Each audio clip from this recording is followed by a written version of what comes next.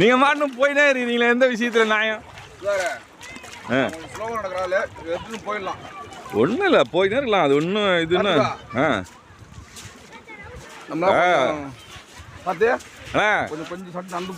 Shivanna 2000 kilometre கடந்து இவ்வளோ தூரம் வந்துக்கிறீங்கண்ணா.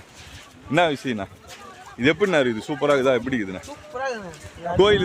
இந்த மாரி வேற எங்கேயாவது பார்க்க முடியுமாண்ணா? பார்க்க முடியாது. அந்த அளவுக்கு சூப்பராக வந்து இருக்குது. காலையில் உண்மையிலேயும் இப்போ நாங்கள் நடக்கிறது வந்து கடலில். இப்போ நாங்கள் நடக்கிறது கடல் உள்ள நடக்கிறோம். இது பாருங்க, அதுதான் வந்து கரை. அந்த கரையிலேருந்து இப்போ நம்ம கடல் உள்ளே வரோம். இந்த மாதிரி ஒரு உண்மையாலுமே அவ்வளோ ஒரு பிரமிப்பாக இருக்குது இந்தமாரி ஒரு விஷயத்தை பார்க்கறதுக்கு.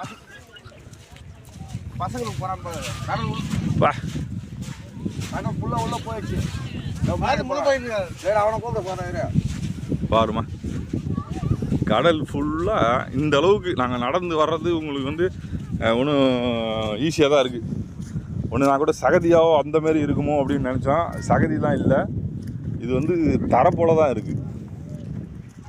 இதில் ரெகுலராக நடந்து இந்த வந்து உருவாக்கி வச்சுருக்காங்க. பாருங்கள், இது எவ்வளோ தூரம் உள்வாங்கிருதுன்றதை பாருங்களேன். பா, இதெல்லாம் வாய்ப்பே இல்லைங்க. இந்த அளவுக்கு எவ்வளோ தூரம் ஒரு கடல் உள்வாங்கிறதுன்றது இங்கே தான் பார்க்குறோம்.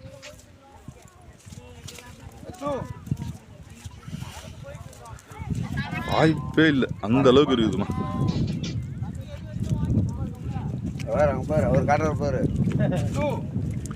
பார்த்து போங்க. சேர் வர ஆரம்பிச்சிருச்சு. அப்படியே கொஞ்சம் பார்த்து போங்க. கட்டை வரல அழுத்தி போங்க. நடந்து போகும்போது கட்டை வரல கொஞ்சம் அழுத்தி வச்சு நடங்கப்பா. சொல்லுங்க.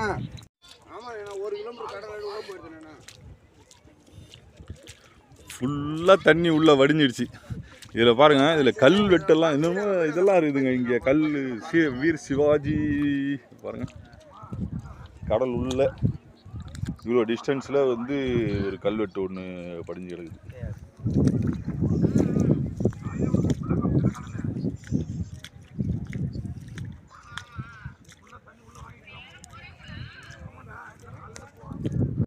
கடலில் தண்ணி உள்ளே போகிறேன். தண்ணியில் பாருங்கள், கடலில் தண்ணி வந்து போயிட்டுருக்கு. அதாவது உள் வாங்குது. அதாவது அங்கே நம்ம கரையிலேருந்து தண்ணி வந்து உள்நோக்கி இது வந்து கடல் நோக்கி உள்ளே ஓடுது. பாருங்க, நம்ம வந்து நடக்கிறோம், தண்ணியில் தான் நடந்துட்டுருக்கோம். உள்நோக்கி ஓடுது.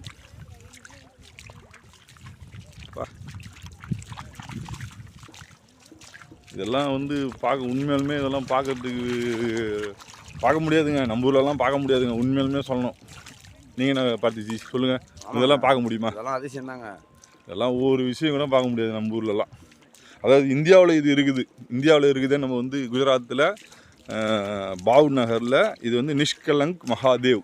அடுத்தது வந்து துவாரகா போகலான்னு இருக்கிறோம். ஆமாம், நெக்ஸ்ட் டூர் வந்து துவாரகா. இங்கே அது ஒரு பிளான் ஒன்று இருக்குது. துவாரகா போயிட்டு அவங்களையும் போயிட்டு அந்த கடற்கரையில் உள்ள தண்ணியில் போய் பார்க்கலான்னு சொல்லியிருக்கிறாங்களேமே, அது என்னன்றதையும் ஒரு விசாரிச்சிருவோம். இவ்வளோ தூரம் அப்படியே பாருங்கள், ரிவர்ஸ் பண்ணுறேன். நாங்கள் இப்போ நடந்து வந்துருக்குறோம். கிட்டத்தட்ட 1 கிலோமீட்டருக்கு கிட்ட நடந்துகிட்ருப்போம். நம்ம கரையில் இருந்து இவ்வளோ தூரம் வந்து நடந்துருக்கோம். இப்போ நம்ம வந்து ஒரு பாதி வந்துருக்குறோம், மீதி பாதி வந்து உள்ளே போயிட்டுருக்கேன். பாருங்கள், நாங்கள் வந்து இங்கே நேற்று வந்து இன்னைக்கு காலையில் 6 மணிக்கு நான் இங்கே பார்க்கும்போது அந்த கொடிக்கம்பம் இருக்குது பார்த்தீங்களா? கொடிக்கம்பத்தில் கொடி மட்டும்தான் தெரிஞ்சுது.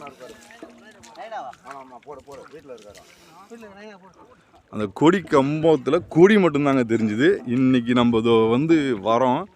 இன்றைக்கி வந்து அதனுடைய ஃபுல்லாக வந்து அந்த கம்பம் ஃபுல்லாகவே தெரியுது.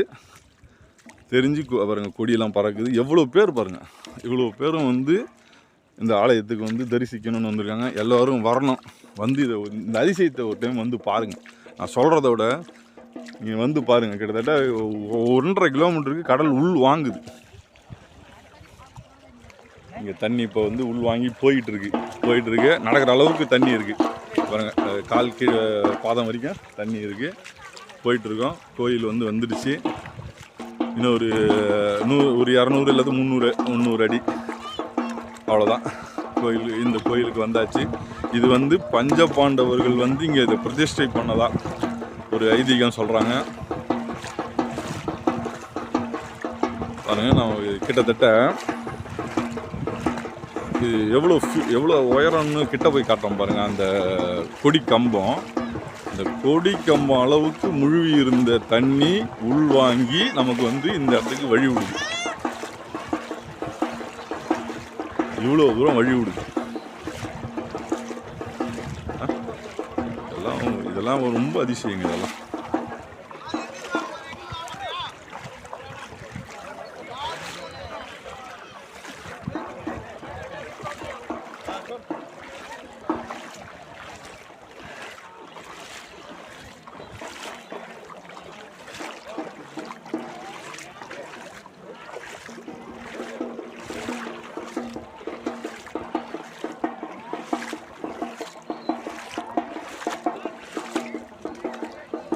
வந்தாச்சு, கரை அடைஞ்சிட்டோம்.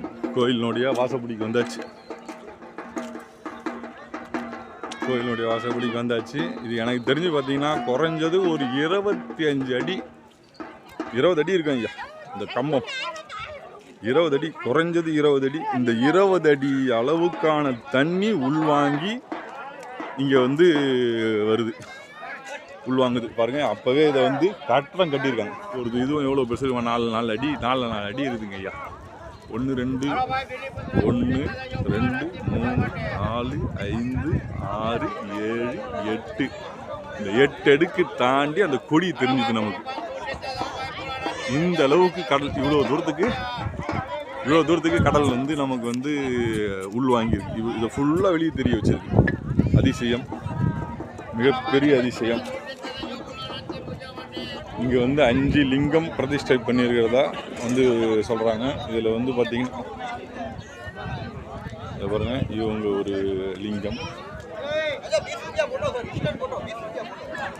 இவங்க வந்து இது ஒரு லிங்கம் பிரதிஷ்டை.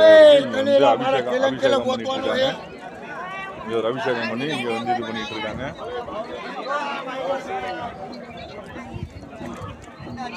இங்கே ஒரு லிங்கம், யூரியம். எல்லாருக்குமே இங்கே வந்து அபிஷேகம் நடக்குது. லிங்கங்களுக்கு அபிஷேகம் நடத்திட்டு இருக்காங்க.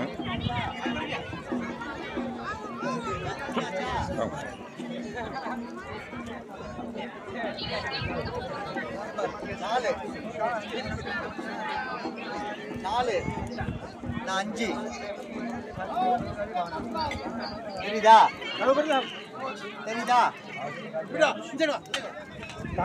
நம்பர் கிடைக்கலையா?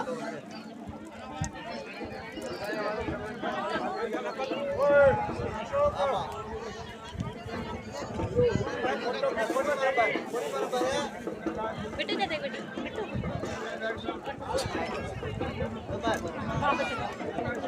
இது நான் உங்களுக்கு வந்து 3வது லிங்கம் காட்டுறேன்.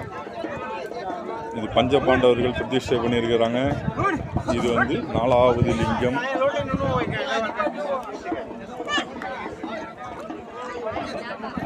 இது 4வது லிங்கம். இதுதான் வந்து முக்கியமான 5வது இதான் வந்து லிங்கம்.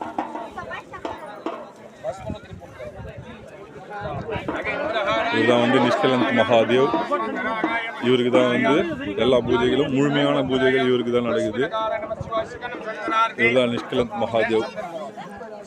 இந்த இவரை தரிசிக்கிறதுக்காக தான் நம்ம வந்து இவ்வளோ தூரம் 2000 கிலோமீட்டர் கடந்து வந்து நம்ம வந்திருக்கிறோம். இவருக்கு தான் முதல் பூஜை. இவருக்கான கொடிக்கம்பம் ஏற்றி பூஜை நடக்குது. இவர் தான் மூத்தவர்.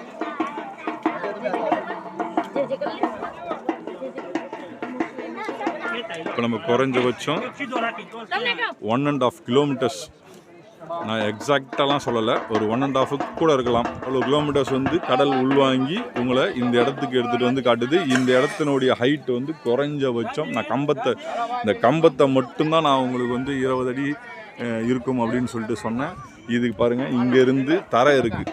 இதுதான் இதனுடைய பேஸ்லேருந்து தரை இருக்குது. தரையே வந்து ஒரு 5 அடியிலேருந்து 7 அடி வரைக்கும் இருக்கும். ஸோ இங்கே வந்து பார்த்திங்கன்னா குறைஞ்சது ஒரு 30 அடி இந்த இடம் வந்து பார்த்திங்கன்னா ஒரு 30 அடி ஆழத்தில் இருந்து நமக்கு வந்து தெரியுது அந்த அளவுக்கு.